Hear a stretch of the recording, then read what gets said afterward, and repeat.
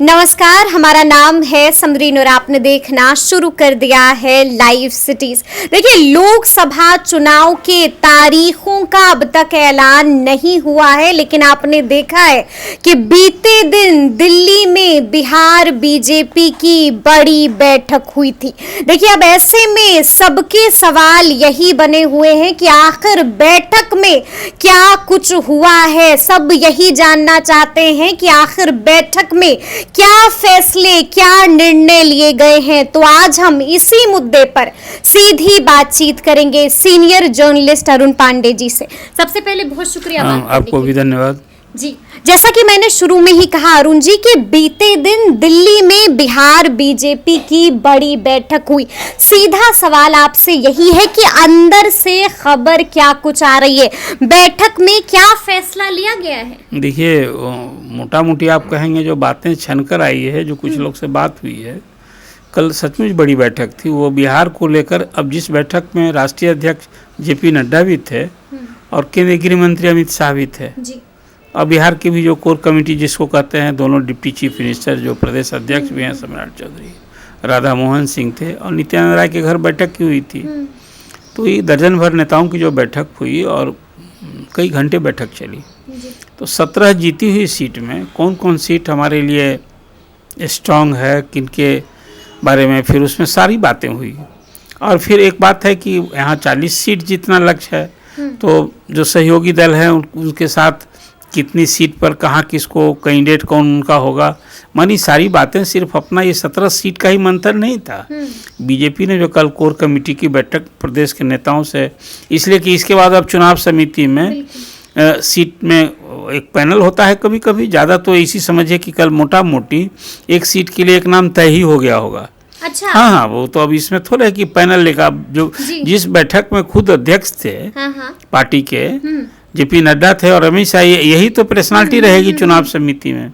तो कुल मिला जुला करके मतलब आप ये कह रहे हैं कि उम्मीदवारों का नाम फाइनल हो चुका है? वो तो जो अमित शाह तक पहुंच गया है ना। अमित शाह तो खुद ही बैठक ही ले रहे थे, कहिए जब जेपी नड्डा भी थे उसमें, तब उनके पास पहुंचना क्या थे। सारे डिलिब्रेशंस में उन्होंने अपनी राय दी होगी। भारत सरकार ने 2 बार इंटरनल सर्वे कराया है, पर्यवेक्षकों की रिपोर्ट होगी, प्रदेश अध्यक्ष ने भी कुछ फीडबैक दिया होगा, निश्चित रूप से दिया ही होगा। और इसके बाद फिर क्या यहाँ वोट का कॉम्बिनेशन इक्वेशंस है। अभी जो बिहार में जातीय सर्वे हुआ है उसमें आप देख रहे होंगे, अभी जाति पिछड़ी जाति पर ज़्यादा थ्रस्ट है, जिसकी 36% आबादी है। फिर आधी आबादी जिसको महिला उसका भी एक कहीं ना कहीं ध्यान है बीजेपी का। और विपक्ष भी उसी राह पर चल रहा है। आज आपने देखा, आपने एनडीए की चर्चा की, इसलिए ये बात अभी उल्लेख करना जरूरी है कि आज ही परिषद के लिए जो 11 सीटों के लिए 21 को चुनाव होंगे, आज राजद की सूची आई है महागठबंधन की। उस 5 में 5 उम्मीदवार हैं, उसमें 3 महिला है, 2 अल्पसंख्यक हैं। ये क्या दर्शाता है? ये दर्शाता है कि कहीं ना कहीं बीजेपी, ठीक है, उसमें राबड़ी देवी और शशि यादव भी हैं और सिद्दीकी और फजल भी हैं। और तो इस तरह से जो सूची आई है, तो एक सामाजिक, जिसको आप कहते हैं कि सामाजिक क्या जनाधार है, यानी जाति को साधने की, विभिन्न धर्म को साधने की, ये जो एक अब अप्रोच होती है। तो बीजेपी ने भी कल बैठक जो हुई है उसमें सारे इन पहलुओं को समझते हुए कि हमारी सूची में कौन छूटे हुए हैं। फिर कुछ ऐसी सीटें हैं जैसे सीट की अदला बदली होनी है, कैंडिडेट बदले हैं, तो पूरी कल समग्र समीक्षा हुई है। और मोटा मोटी बातें सब बीजेपी कितनी लड़ी। एक बात उससे जो ध्वनि आई वो ये आई है कि बीजेपी बड़े भाई की भूमिका में लड़ेगी इस बार।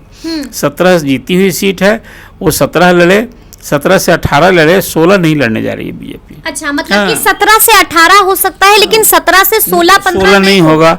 और जो 16 सीट जदयू जीता था और 17 सीट जदयू लड़ा था, अभी 12 से 14 सीट जदयू के लड़ने की बात है। अच्छा, ये जो कल बातें जो बीजेपी के सोर्सेज से जो मुझे जानकारी मिली वो ये है। अब वो आप लोजपा में जो अभी चचा भतीजा में झगड़ा था, कल भी मैंने आपसे चर्चा की थी कि हाजीपुर की सीट को लेकर चिराग की बात बन गई है। और आपने देखा कि चिराग की अभी वहाँ वैशाली में बड़ी मीटिंग होने जा रही है। इसी आपने को एक तरह से कहिए कि आज कैंडिडेट वो लॉन्च करेंगे। अब उस बैठक में कोई वोट नहीं है। और कहीं ना कहीं यह भी मैंने आपसे कल कहा था कि यदि बात बन गई चिराग को हाजीपुर से तो फिर पारस का क्या होगा। तो पारस को समझाना, पारस की चिंता बीजेपी को भी स्वाभाविक रूप से करनी है। तो 2 सीट मिले या 3 सीट मिले, समस्तीपुर इनको मिला है। देखिए, मैं मानता हूं कि समस्तीपुर के जो भी सिटिंग एमपी हैं प्रिंस, वो पारस के लिए चिंता का विषय है, वो चिराग के लिए नहीं है। और मैं मानता हूं बीजेपी के लिए भी नहीं है। बीजेपी के लिए समस्तीपुर सीट जितना चिंता का विषय है, तो सभी प्रिंस राज चिंता का विषय नहीं है। कुल इस परिप्रेक्ष्य में भी समझना होगा।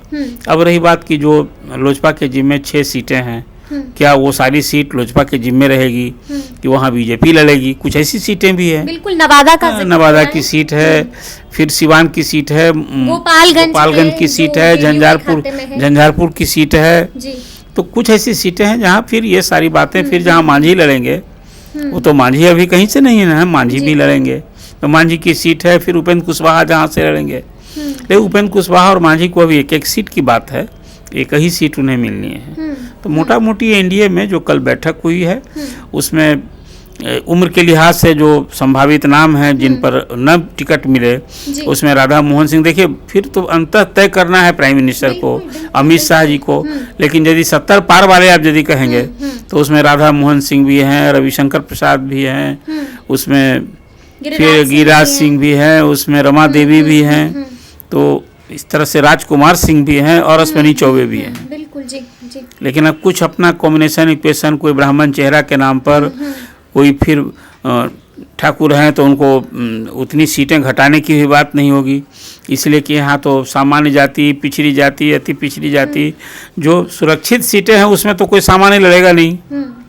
कोई सुरक्षित सीट से आने वाला कोई सामान्य सीट से लड़ सकता है। तो सामान्य जो सुरक्षित सीटों पर तो कहीं कोई गुंजाइश नहीं है सोचने की, तो वही लड़ेंगे। तो जो आपने बात की कल बीजेपी की जो बैठक हुई कल, फाइनल लिस्ट अमित शाह तक अमित शाह ने उसको कल बिहार की सूची को एक तरह से कहिए कि अंतिम रूप दे ही दिया है, उन्होंने ही दिया है, मतलब कि ऑलमोस्ट फाइनल हो गया है। जिस बैठक को खुद ही अमित शाह और जेपी नड्डा ले रहे थे, तो अब उनको सूची कौन देगा? वो तो खुद सूची को फाइनल कर रहे थे। इसलिए इसको मैं इस रूप में देख रहा हूँ। देखिए, अभी उनके सामने सिर्फ बिहार नहीं ना, देखिए यूपी भी है, बिल्कुल है। फिर इसके बाद वहाँ यूपी में तो भी फाइनल हो गया कि राजभर भी हो गए और वहाँ भी फाइनल हो गया, महाराष्ट्र में भी उसी ढंग से। तो अब फाइनल टच देना है, इसीलिए कि अब 12-13 को डेट अनाउंस होने जा रहा है। बिल्कुल जी। तो अभी सीट शेयरिंग, कैंडिडेट तय करना सब कुछ है ना, सब कुछ है। तो अच्छा, हमने ये भी देखा है अरुण जी कि अगर हम बात करें बीते दिन की, तो बीते दिन 2 बड़े हैपनिंग हुए हैं। हमने ये भी देखा कि नीतीश कुमार विदेश जाने से पहले उन्होंने सूची की जो एक लिस्ट है वो संजय झा के हाथों अमित शाह तक पहुंचा दी है। और कहा तो ये भी जा रहा है कि संजय झा ने मुख्यमंत्री नीतीश कुमार की बातचीत भी फोन पर अमित शाह से करा दी है। तो यानी अब हम ये समझें कि जेडीयू और बीजेपी दोनों ने ही अपने उम्मीदवारों की लिस्ट अमित शाह तक पहुंचा दी। हाँ, देखिए अब कोई संपर्क, नेताओं के बीच बातचीत, कोई कम्युनिकेशन गैप नहीं ना है। अब कल नीतीश जी बेतिया नहीं गए तो ऐसा थोड़ा है कि वो उपेंद्र कुशवाहा की तरह और चिराग पासवान की तरह कहीं नाराज बैठे थे, नहीं था ऐसा। वो नहीं गए वहाँ, कुछ उनके अपने भी कारण है, कुछ सेहत भी एक बात होती है, ये तो आपको कहना पड़ेगा। स्टैंड नहीं लिए, चले गए वहाँ। कहा है कि पीएम के मीटिंग में जाने से बहुत हैट्रिक होता है। वहाँ गए तो वहाँ भी ऐसा नहीं कि वहाँ के नेताओं से उनकी बातचीत, संजय झा गए थे, दिस वाज गुड गेस्चर। और सब कुछ यदि अमित शाह देख रहे हैं तो संजय झा वहाँ गए हैं। आपने ठीक ही कहा कि संजय झा कटसी कॉल थोड़े गए थे, बिल्कुल जी। वो तो नीतीश कुमार के पार्टी के महासचिव हैं, अब राज्यसभा के मेंबर हो ही गए हैं। अब तो ललन सिंह की भूमिका गौण हो गई है। अब तो नीतीश कुमार के लिए बीजेपी से जो ट्यूनिंग होगी, जैसे आपको याद कीजिए जब अरुण जेटली थे, उस समय भी बिटवीन अरुण जेटली और नीतीश कुमार संजय झा ही थे। तो संजय झा तो बीजेपी में रहे हैं और खुद एमएलसी रहे, आपको याद कीजिए। तो अब एक उनकी भूमिका संभव हो कल हो करके वो केंद्र में मंत्री भी बने, इससे भी आप इनकार नहीं कर सकते हैं। इसलिए वो तो बीजेपी की भी लिस्ट, उन्हें बीजेपी को लिस्ट भी मिल गई, फिर कौन सी सीट पर कहाँ, सब कुछ बातें हम आप चर्चा कर रहे हैं, यूं ही थोड़े कर रहे हैं। अब वो देखिए मीडिया का लोग सोर्स नहीं करता है, बिल्कुल, हाँ। अब जिनसे बात हुई है तभी भरोसे की बात होती है, असूत्र भरोसा करते हैं। संख्या में कुछ एक दो घट बढ़ सकता है, इन जो हम लोगों ने चर्चा की बात यही हो रही है। तो मतलब ये हम तय माने कि अब बीजेपी और जेडीयू के बीच सीटों को लेकर कोई माथापच्ची नहीं है, मतलब लिस्ट थमा दी गई है बीजेपी आला कमान को। नहीं, माथापच्ची सीट तय हो गई है सीट, जेडीयू अब बीजेपी की? कुछ सीटों की अदला बदली और वो कौन कहाँ से लड़ना ज़्यादा अच्छा होगा उसके लिए। अब जब मुख्यमंत्री जी लौट जाएंगे, संभवतः 11 को वो लौट रहे हैं, 12 को बात होगी वहाँ, और उसके बाद सीट भी फाइनल हो जाएगा, कैंडिडेट भी फाइनल हो जाएगा, और संभवतः 14 या 16 को राज्य मंत्रिमंडल का जो प्रतीक्षित विस्तार है बिल्कुल, बिल्कुल, वो भी होगा। जी, जी, जी। मतलब आप ये कह रहे हैं कि मुख्यमंत्री के विदेश से लौटते ही मंत्रिमंडल विस्तार हो जाएगा भी? हाँ हाँ, बिल्कुल बिल्कुल विस्तार होना। अब तो टल रहा है, वो कितना और टालिएगा। अच्छा, तो भी ज़्यादा भी तो देर होने से भी असंतोष होता है ना। और अभी मुख्यमंत्री सहित 9 लोगों से ही 42-44 विभाग चला रहे हैं, सबको अब चुनावी जंग में जाना है, प्रचार में जाना है, और विभाग तो बढ़ चुका है ना मंत्रिमंडल का, उसमें तो कहीं कोई अब व्यक्ति चुनना है जदयू को अपने लिए और बीजेपी को अपने लिए, अब कहाँ उसमें कोई। और अब रही बात की जो मांझी जी की एक अपेक्षा थी कि एक रोटी से पेट नहीं भरता, हाँ, कि एक कोई बड़ा तो विभाग दूसरी रोटी मिलेगी? कोई इनकारी तो बीजेपी को तय करना है, जी, ये बीजेपी को तय करना है, वो नीतीश जी को तय नहीं करना है। तो जैसे अपने कोटे से इस बार बीजेपी के समर्थन से अभी संतोष सुमन कैंसिल जा रहे हैं काउंसिल, उन्होंने तो नॉमिनेशन भी कर दिया है। बीजेपी की आज तक कभी सूची नहीं आधिकारिक आई है, ये भी एक सचमुच में राष्ट्रीय पार्टी है, बताइए। चौंकाने वाली 21 तारीख को जहाँ चुनाव होना है और सिटिंग गेटिंग नहीं हो रहा है, तो अभी सूची अभी तक अभी जनता प्रतीक्षा ही कर रही है, सारे क्यास लग रहे हैं। अब देखिए राजद तो आगे निकल गया, बिल्कुल बिल्कुल, तो राजद की सूची आ गई और बीजेपी के लिए आप प्रतीक्षा कर रहे हैं। जी जी जी। तो इससे ये भी एक बात तय हो गई है, हमने सुना था कि बीते दिन तेजस्वी यादव ने भी मीडिया से बातचीत की थी और साफ साफ कह दिया था कि एनडीए से पहले महागठबंधन यानी कि इंडिया अपने उम्मीदवारों की सूची की घोषणा कर देगा। यानी कि क्या यहाँ पर भी हम देखेंगे कि महागठबंधन की बढ़त होते हुए दिखाई देगी? यहाँ पर काउंसिल वाले चुनाव में बढ़त हो गई है। नहीं, अगर हम इसकी बात करें, क्योंकि टोटलिटी में आप कह रहे हैं बीजेपी बड़ी पार्टी है, उसकी पहली लिस्ट आ गई है। हाँ। और अभी जिसको महागठबंधन बिहार के कॉन्टेक्स्ट बिहार के कंटेस्ट में परिषद की सूची तो आ गई पहले, जो कहा था तेजस्वी ने, तो परिषद चुनाव में तो कर दिखाया, लोकसभा में भी कर दिखाएंगे। एनडीए से पहले इंडिया की सूची महागठबंधन नहीं, वी शुड होप। अब देखिए ये तो अब करना ही ना है जी।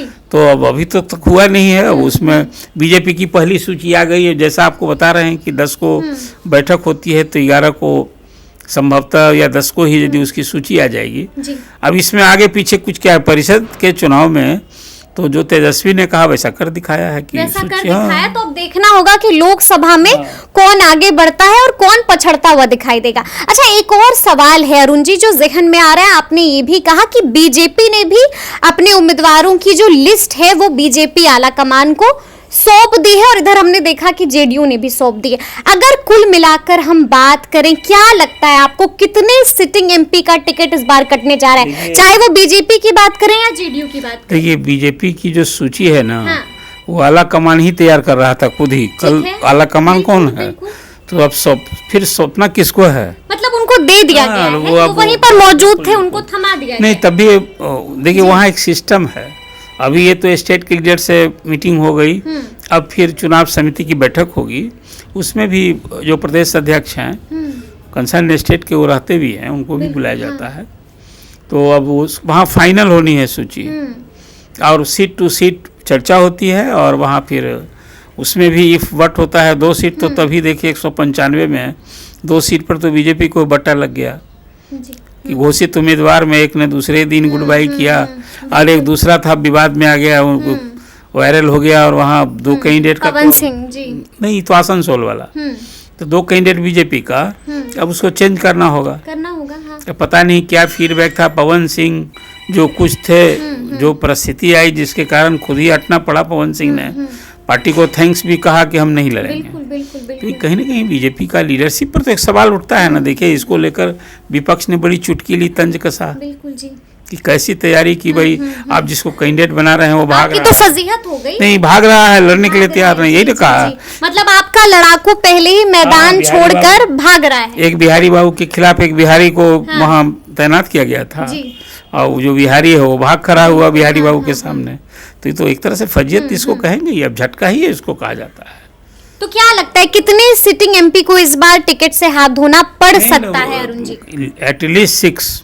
क्या बात करें, मतलब आप कह रहे हैं जेडीयू और बीजेपी मिलाकर 6? नहीं, बीजेपी मिलाकर एटलीस्ट 10 से कम नहीं होगा। 10 मतलब ये एक बड़ी संख्या आप कह रहे हैं। 10 सिटिंग एमपी को इस बार टिकट से हाथ धोना पड़ सकता है जेडीयू और बीजेपी मिलाकर। नहीं, वो तय है। देखिए ना, पहली सूची में 20% सिटिंग एमपी का कटा है, और बिहार में तो सब आप देख रहे हैं। यदि वो एक एज फैक्टर होगा तो 70 पार वालों को तो मैंने गिनती की, आपको सबका नाम मैंने उल्लेख किया। क्या इनको फिर मिलेगा? आप तो अंततः जो नरेंद्र मोदी ने ये बात कभी कही थी, बिल्कुल कही थी, तो अब ये तो उन्हीं की कही बात है। उसी के बाद से हंगामा हुआ और बहुत सारे लोग मार्गदर्शक मंडल में भेज दिए गए, जो सरकार में थे उनको संगठन में भेज दिया गया। तो ये सब तो बीजेपी ने कुछ एक नया ही और नए चेहरे पर दाव लगाना, और ये सब कुछ अभी जो प्रधानमंत्री कर रहे हैं 2047 जो उनका लक्ष्य है ना, वो चाहते हैं कि अभी से एक यंग जमात को सेकेंड पीढ़ी भी तैयार करें। अब देखिए अभी हो रहा है ना, खड़गे साहब राज्यसभा में हैं, पुराने नेता हैं वहाँ से, गुलबर्गा से 2 बार एमपी रहे हैं, और विधानसभा में तो 7-8 बार जीते हैं। अब देखिए वहाँ वो नहीं लड़ेंगे, तो उनके दामाद के लाने की बात हो रही है।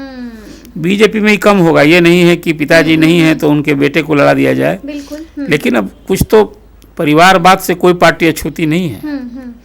आप यदि प्रधानमंत्री लालू के परिवारवाद पर बोलते हैं तो उनके यहाँ भी या उनके सहयोगी के यहाँ भी, अब लोजपा में क्या है ये परिवारवाद नहीं तो और क्या मतलब है? कि अपने गिराबान में भी झांक कर देख लेना चाहिए। लेकिन अरुण जी एक और बड़ी बात आज हुई है। आज हमने देखा है कि लालू प्रसाद यादव ने भी आज अपने आवास पर विधायकों की बड़ी बैठक बुला ली है, यानी कि इधर मुख्यमंत्री विदेश क्या गए, इधर लालू प्रसाद यादव एक्टिव हो गए हैं। विधायकों की बड़ी बैठक अपने आवास पर बुलाई है, बुलाने की जरूरत क्यों पड़ी? देखिए अब लोकसभा चुनाव है तो अपनी ताकत झोंकना भी एक लोकसभा चुनाव के लिए गियर अप करेंगे ना।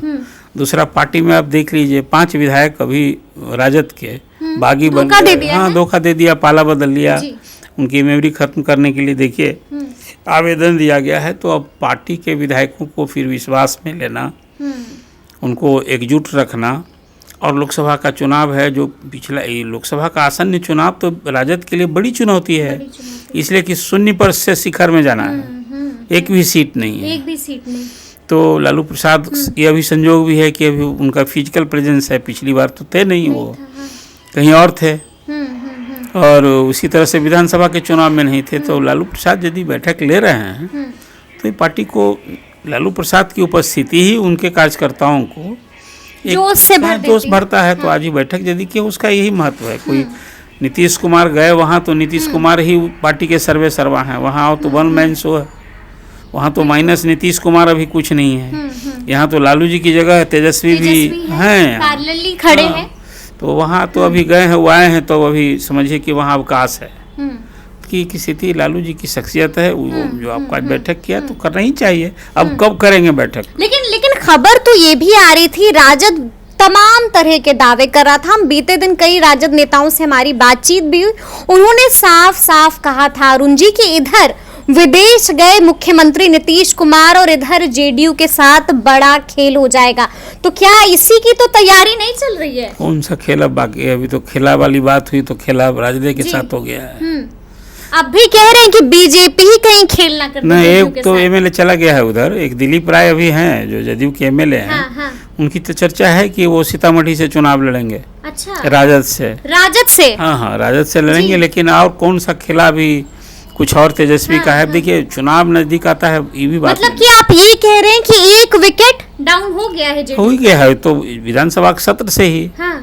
विधानसभा का जो सत्र है जिसमें 7 विधायकों की जो अपने बात खबर परोसी है आपने, तो भी अब लेकिन वो खेला किस खेला का थोड़े कोई सरकार पर के सेहत पर असर है। अब तो विधायक 2-4 कोई इस्तीफा तो कर नहीं रहे हैं, यूं ही पाला बदल रहे हैं। तो अभी तो किसी की मेमोरी इधर सत्तारूढ़ दल ने तो किसी के खिलाफ तो मतलब कहीं खेल की शुरुआत तो नहीं हो गई है, ऐसे ही विकेट पे विकेट तो नहीं गिरता देखिए, अब जाएगा? खेल नहीं है, सबको जरूरत है बिजली। मुख्यमंत्री के आने तक मुख्यमंत्री के आने जाने से नहीं मतलब है, इसको है हर दल जो है ना, कुछ लोग देखते नहीं है, पाला बदल के बीजेपी में ज्वाइन किए कांग्रेस के लोग, बीएसपी के लोग, दूसरे रितेश पांडे यूपी में देख लीजिए, बीएसपी के एमपी थे, ज्वाइन किए, मिल गया वहाँ।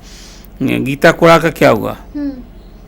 कांग्रेस की एमपी हैं, दूसरे मिल गया उनको लोकसभा का टिकट। ये सब खेल चलता रहेगा, इसको कोई ये खेला में नहीं है। ये दल बदल, पाला बदल, और इसको कहते हैं हृदय बदल हो जाता है। अच्छा, आज तक कभी खूब कोस रहे हैं कांग्रेस को जो बीजेपी में है, और बीजेपी वाले को कोस रही, कांग्रेस के लोग कोसते हैं। पाला बदला नहीं, इतना हृदय परिवर्तन होता है कि फिर कि सुर और अल्फाज सब बदल जाते हैं, सब हो जाता है। इसलिए इसको यही है विडम्बना, और जो आप कहिए ना कि ये राजनीति का अराजकता कहिए, अवसर बात तक, अब नीति सिद्धांत अवसर ये सब कुछ है नहीं, अब बस सहूलियत, अवसर और कुर्सी।